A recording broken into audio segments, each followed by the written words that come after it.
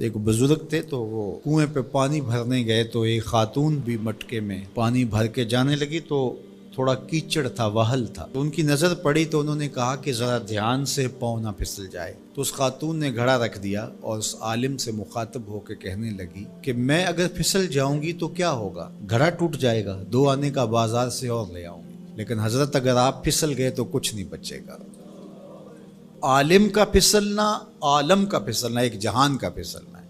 حضرت عمر رضی اللہ تعالیٰ عنہ نے فرمایا 3 چیزیں اسلام کی عمارت کو ڈھا دیتی۔ پہلی چیز ذلت العالم، عالم کا پھسل جانا۔ جب عالم پھسلتا ہے تو معاشرہ پھسلتا ہے۔ عبداللہ بن معتز نے کہا کہ عالم کے پھسلنے کی مثال کشتی کے اندر ٹوٹ پیدا ہو جانا، انکسار پیدا ہو جانا، سوراخ ہو جانا ہے۔ چونکہ کشتی کے اندر جب سوراخ ہوتا ہے تو پھر کشتی بھی ڈوبتی ہے اور کشتی کے اوپر جو بیٹھے ہوئے ہوتے ہیں وہ بھی ڈوب جاتے ہیں۔ تو عالم جب خراب ہوتا ہے تو وہ خود بھی برباد ہوتا ہے اور اس کے ساتھ جڑے ہوئے سینکڑوں ہیں، ہزاروں ہیں یا لاکھوں ہیں، وہ بھی برباد ہو جاتے ہیں۔ دوسری چیز وجدال المنافق بالکتاب، اور منافق شخص کا کتاب اللہ کو لے کے جھگڑے شروع کر دینا۔ منافقین جن کے اندر نفاق بھرا ہوا ہے وہ مفسر بن جائیں، وہ قرآن لے کے بیٹھ جائیں اور لوگ ان کے فالوور بن جائیں اور وہ لوگوں کو گمراہ کر رہے ہو۔ جب کسی قوم کے اندر منافق منبر و محراب کے مالک بن جاتے ہیں اور وہ قرآن سے لے کر مجادلے کر رہے ہوتے ہیں تو قومیں برباد ہو جاتی ہیں۔ اور آج آپ دیکھ لیں، آج سوشل میڈیا کے اوپر ایسے ایسے مکروہ لوگ بیٹھے ہوئے ہیں جو قوموں کے اندر بگاڑ اور تفریق کی بدکاری میں کوئی کسر نہیں چھوڑ رہے اور قومیں برباد ہو رہی ہیں۔ اللہ تعالیٰ نے قرآن مجید میں فرمایا لوگوں میں سے کچھ ایسے لوگ بھی ہیں کہ جن کی باتیں ایسی ہیں کہ تمہارے دل کو لگیں کہ واہ واہ کیا بات کر رہا ہے، لیکن وہ الد الخصام ہیں، وہ انتہائی لوگوں کے اندر فساد برپا کرنے والے، لوگوں کے اندر شر پیدا کرنے والے۔ فرمایا تم ایسے لوگ دیکھو گے قرب قیامت میں کہ وہ پچھلے گزرے ہوئے لوگوں پر لعنت کریں گے۔ وہ کہیں گے جو دین ہمیں سمجھ آیا ہے وہی دین ہے۔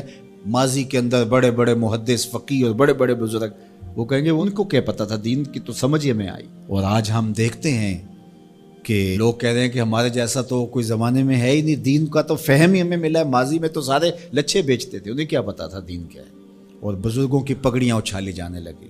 تو کہا کہ دوسری چیز جو اسلام کو گرا دے گی وہ جدال المنافق بالکتاب، منافق کے ہاتھوں میں کتابیں آ جائیں گی اور وہ کتاب اللہ کو لے کر کے قرآن پڑھ کے حدیث پڑھ کے لوگوں کو گمراہ کر رہے ہوں گے۔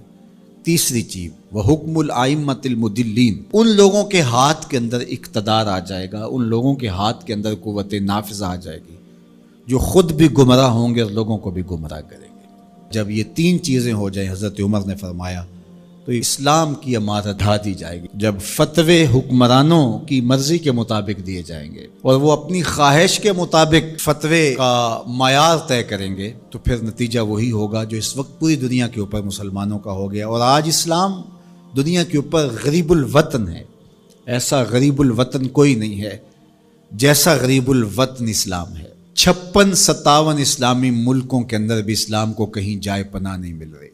اج دین نبی دا وانگ یتیمہ کر کر تکے کھاوے، کتھوں لباں عمر بہادر جڑا روندے نوں گل لاوے۔ ہم گفتگو، تقریریں، واز یہ بہت سننے کے عادی ہو گئے ہیں، اپنی سمیت میں سب کی بات کر رہا ہوں، لیکن عمل کے ہم خوگر نہیں ہیں۔ عمل سے زندگی بنتی ہے، جنت بھی جہنم بھی، یہ خاکی اپنی فطرت میں نہ نوری ہے نہ ناری۔ تو عمل ہی نہیں کریں گے تو جتنا مرضی سیکھ لیں۔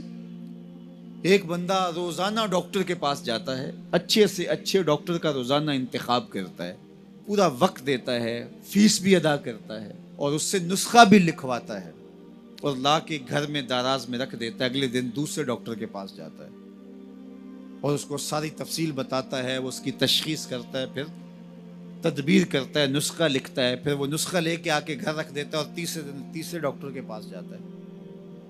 تو وہ 20 سال بھی لگا رہے تو بتاؤ اسے کوئی فرق پڑے گا؟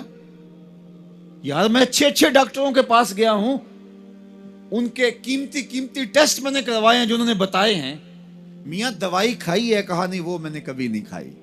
جاتا ہوں ڈاکٹر جو کہتا ہے یہ ٹیسٹ کروا کے لاؤ، وہ ٹیسٹ بھی کروا کے لاتا ہوں، تشخیص مکمل ہو جاتی ہے، پھر وہ نسخہ لکھتا ہے لا کے داراز میں ڈال دیتا ہوں. میڈیکل سٹور پہ کبھی نہیں گیا، دوائی خریدی نہیں، کبھی استعمال نہیں کی.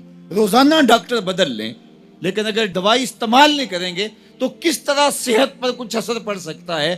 یہی تو ہم سب کر رہے ہیں. تقریریں روز سن رہے ہیں، واز سن رہے ہیں، تلقین سن رہے ہیں، لائیو بھی سن رہے ہیں، میڈیا پہ بھی سن رہے ہیں، الیکٹرانک میڈیا پہ بھی، سوشل میڈیا پہ بھی. اتنی ماضی کے اندر تو لوگ تقریر نہیں سنتے جتنی آج سن رہے ہیں، لیکن سن رہے ہیں.